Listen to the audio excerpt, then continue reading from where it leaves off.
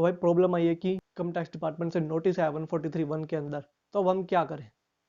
किससे कंसल्ट करें, किसके पास जाएं, क्या कोई रिप्लाई या रिस्पॉन्ड सेंड करने की जरूरत है इनकम टैक्स डिपार्टमेंट को।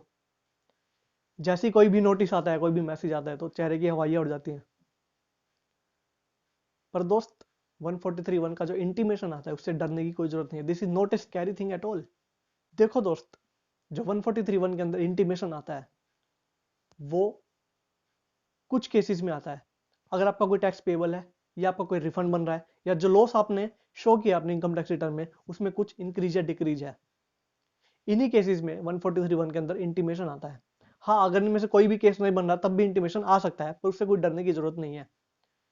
क्योंकि उसमें जो भी पर्टिकुलर्स आपने अपनी इनकम टैक्स रिटर्न में शो करे होंगे वही इनकम टैक्स डिपार्टमेंट ने कैलकुलेट करके आपको इंटीमेशन सेंड कर दिया कि हमारी तरफ से भी ये आपने भी ये फाइल किया था, तो इसमें डरने की कोई बात नहीं है आपके लिए। देखो दोस्त, होता क्या है, जब आप अपने रिटर्न ऑफ इनकम फाइल करते हैं उसके बाद इनकम टैक्स डिपार्टमेंट के पास जो सॉफ्टवेयर होता है वो भी प्रोसेस करता है रिटर्न को। आपने सैलरी की इनकम शो करी होगी, अब इनकम टैक्स डिपार्टमेंट के पास भी रिकॉर्ड्स होते हैं। भाई जब एम्प्लॉयर ने आपके सैलरी पे की होगी तो टीडीएस काटा होगा ना, और टीडीएस काट कर उसने टीडीएस रिटर्न भी तो फाइल करी होगी ना डिपार्टमेंट को। तो वहां से वो क्रॉस वेरीफाई करता है सिस्टम कि जो सैलरी आपने शो की है एंड जो आपके एम्प्लॉयर ने शो की थी इन टीडीएस रिटर्न वो मैच हो रही है या नहीं हो रही है।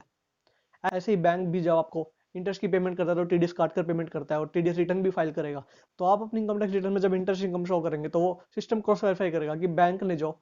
इंटरेस्ट इनकम शो की थी टीडीएस रिटर्न वो मैच हो रही है या नहीं हो रही है। तो 143(1) के अंदर जो इंटीमेशन आती है उसमें आप देखेंगे कि दो कॉलम होते हैं। वन इज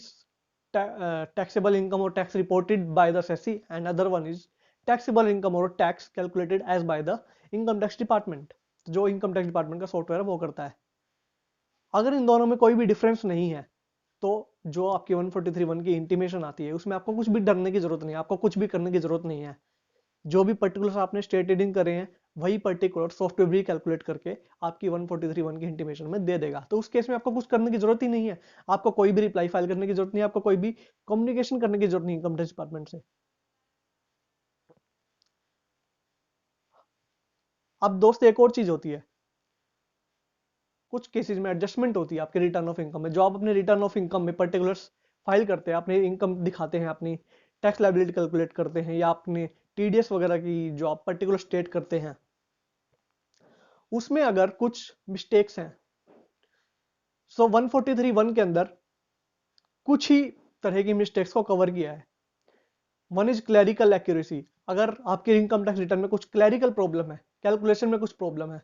पर ये अक्सर होता नहीं है क्योंकि आजकल जो इनकम टैक्स रिटर्न है वो कुछ सॉफ्टवेयर के द्वारा प्रिपेयर की जाती है, तो वहां पर क्लैरिकल मिस्टेक की कोई भी संभावना नहीं है। तो ये सिर्फ मैनुअल कैलकुलेशन में ही होता है, पर मैनुअली आजकल रिटर्न होती नहीं है फाइल, तो ऐसी कोई संभावना आजकल बनती नहीं है क्लैरिकल मिस्टेक की। सेकेंडली, कोई आपने इनएक्यूरेट क्लेम करा है, मान लीजिए कि 80G की डिडक्शन आपने क्लेम किया पर पैन नंबर सबमिट ही नहीं करा, वहां पर रिक्वायरमेंट होती है पैन नंबर सबमिट की, यानी कि आपने बिना किसी प्रूफ के आपने कोई भी डिडक्शन क्लेम कर ली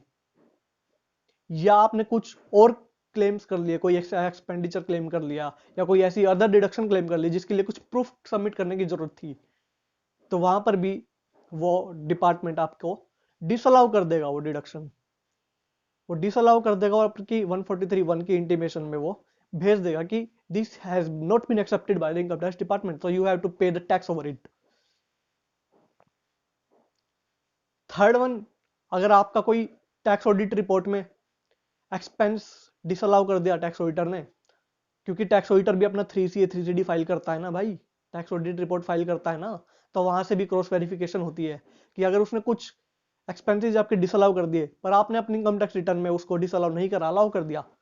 तो वहां से भी वो आपको पकड़ लेगा और इंटीमेशन के अंदर एडजस्टमेंट करके दे देगा कि this has not been allowed by the income tax department, so you have to pay the tax over it. पहले क्या होता था, 26AS फॉर्म 16 ए से भी क्रॉस वेरिफिकेशन होती थी और उससे आपकी इनकम टैक्स रिटर्न में जो आपने इनकम शो की है वो मैच नहीं होती थी 26AS से या फॉर्म 16 या फॉर्म 16A से, तो वो भी आपकी एडजस्टमेंट कर देता था। पर 2018 से इसको खत्म कर दिया है कि 26AS फॉर्म 16 या फॉर्म 16A से क्रॉस वेरिफिकेशन नहीं की जाएगी या कोई भी एडजस्टमेंट नहीं की जाएगी आपकी इनकम टैक्स रिटर्न के अंदर। सो यही केसेस हैं जिसमें 143(1) के अंदर आपकी एडजस्टमेंट हो सकती है या कुछ डिसअलाउंसेज हो सकती है। पर कोई भी एडजस्टमेंट करने से पहले या कोई भी डिसअलाउंस करने से पहले इनकम टैक्स डिपार्टमेंट आपको एक